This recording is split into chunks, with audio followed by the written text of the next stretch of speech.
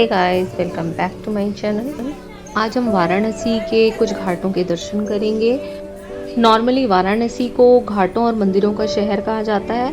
यहाँ कुल 88 घाट हैं, 88 घाट हैं और 36 करोड़ टेम्पल कहे जाते हैं, छोटे बड़े सब मिलाकर। यहाँ सभी घाटों का इस्तेमाल स्नान व पूजा समारोह के लिए किया जाता है, जबकि 2 घाटों का विशेष रूप से शमशान स्थलों के रूप में उपयोग किया जाता है, जिनमें से एक ये राजा हरिश्चंद्र घाट है। ये वाराणसी के सबसे पुराने घाटों में से एक है, जिसका नाम राजा हरिश्चंद्र के नाम पर है, जिन्होंने कभी सत्य और दृढ़ता की परीक्षा देने के लिए यहाँ शमशान घाट पर काम किया था। कहा जाता है कि देवताओं ने उन्हें उनकी सच्चाई के लिए पुरस्कृत करते हुए उनके खोए हुए सिंहासन व मृत बेटे को वापस किया था। कहा जाता है कि इस घाट पर जिस व्यक्ति का भी अंतिम संस्कार किया जाता है उसे मोक्ष की प्राप्ति होती है। वाराणसी की कहानी वहाँ के लोगों की जुबानी। सब घर में मकान में मंदिर मिलेगा आपको। हाँ, ये शिव नगरी है। ये बाबा सब शहर भूमि पर टिका हुआ है। ये हमारा काशी जो है शिव जी का त्रिशूल पर ऐसे टिका हुआ है। समझ में आया? कितने सब जगह भूकंप आ जाएगा, सब कुछ हो जाएगा, बाकी काशी में कुछ नहीं होगा। 80 घाट लास्ट है, 80 घाट खत्म हो जाता है। ये लास्ट इधर 80, उधर लास्ट 80 है, इधर लास्ट बनना है। 80 बनना, दोनों को मिला दीजिए 180। मैं आपको उन घाटों के बारे में बता रही थी जिनका उपयोग शमशान के रूप में किया जाता है। एक हरिश्चंद्र घाट था और दूसरा मणिकर्णिका घाट है। मणिकर्णिका घाट वाराणसी के सबसे पुराने, पवित्र और प्रसिद्ध घाटों में से एक है। इस घाट पर भी हिंदू रीति रिवाजों से अंतिम संस्कार किए जाते हैं, दिन या रात कभी भी। कहा जाता है कि देवी सती के जलते हुए शरीर को लेकर जब भगवान शिव दुखी होकर भ्रमण कर रहे थे, तब इस घाट पर माता सती के कान का आभूषण गिरा था, इसलिए इसे मणिकर्णिका घाट कहा जाता है। इस घाट पर डेड बॉडीज को नहलाकर घर से लाया जाता है और दोबारा से यहाँ पर पवित्र किया जाता है। उसके बाद अंतिम संस्कार कर दिया जाता है और अस्थियां भी इसी घाट पर प्रवाह कर दी जाती है। वाराणसी के ज़्यादातर घाटों का पुनर्निर्माण 1700 ईस्वी के बाद किया गया था, जब यह शहर मराठा साम्राज्य का हिस्सा था। कुछ घाट प्राइवेटली ओन्ड भी हैं। घाटों के किनारे बनारस की सुबह और नाव की सवारी करने के लिए भारी संख्या में यहाँ पर पर्यटक आते हैं। वाराणसी का मूल नगर काशी था। कहा जाता है कि काशी की स्थापना भगवान शिव ने 5000 साल पहले की थी, जिस कारण से ये एक महत्वपूर्ण तीर्थ स्थल है। ये हिंदुओं की पवित्र सप्तपुरियों में से एक है। स्कंद पुराण, रामायण, महाभारत, ऋग्वेद व कई हिंदू ग्रंथों में इस नगरी का उल्लेख आता है। ये हिंदुओं का बहुत ही पवित्र और धार्मिक तीर्थ है। ऐसी जगह पर इक्वालिटी होनी चाहिए।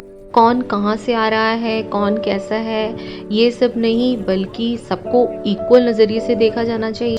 यहाँ पर बाहर से आने वाले लोगों से बहुत ही एक्स्ट्रा चार्ज किया जाता है। इस मोटर बोट का चार्ज हमसे 3000 रुपीज़ लिया गया। मोटर बोट का चार्ज कुछ लोग 300 रुपीज़ भी देते हैं। यहाँ आकर बस एक ही बात की प्रॉब्लम हुई कि यहाँ पर श्रद्धालुओं के साथ जस्टिस नहीं होता है। जिस तरह से वैष्णो देवी में श्राइन बोर्ड है, सेम वैसे ही किसी बोर्ड की ज़रूरत है यहाँ पर, क्योंकि यहाँ आने वाले लोगों का बहुत फ़ायदा उठाया जाता है। किसकी जेब से कितने पैसे निकालने हैं ये इन लोगों को पता है, बट ये ठीक नहीं है, क्योंकि ये ऐसी जगह है जहाँ पर कि लोग बहुत ही श्रद्धा से आते हैं। ये है सोमेश्वर घाट। भगवान शिव से यहाँ पर क्षमा याचना की जाती है कि अगर हमसे कोई भी गलती हुई हो, कोई भी त्रुटि हुई हो, तो हमें अपना बालक समझकर माफ़ कर देना। ये है चौकी घाट। यहाँ पर ब्रिटिश चौकी हुआ करती थी। सोमेश्वर घाट और चौकी घाट साथ साथ में है और हमने इसके बिल्कुल सामने ही स्नान किया था, भगवान शिव से क्षमा याचना करते हुए कि अगर हमसे कुछ भूल हुई हो तो हमें क्षमा करें। तो यहाँ पर ये बिल्कुल सामने ही बोट को स्टैंड पर लगा देंगे।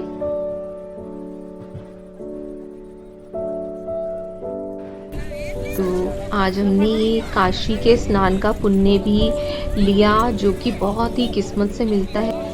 कहा जाता है कि काशी मुक्ति का द्वार है, क्योंकि भगवान शिव ही हैं जो मुक्ति का संचालन अपने हाथों में रखते हैं।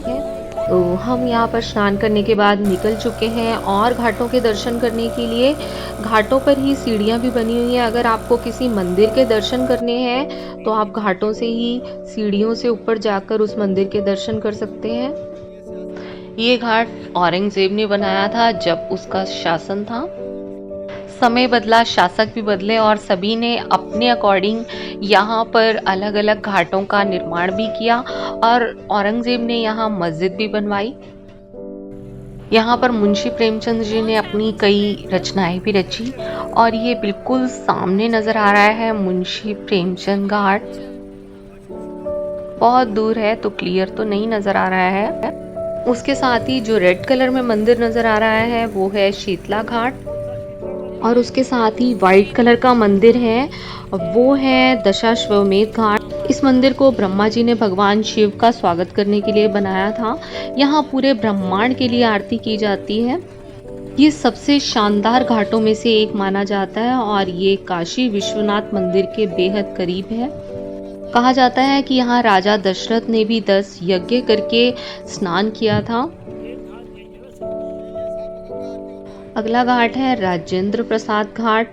1979 में भारत के पहले राष्ट्रपति डॉक्टर राजेंद्र प्रसाद की स्मृति और सम्मान में इस घाट का नाम राजेंद्र प्रसाद घाट रखा गया।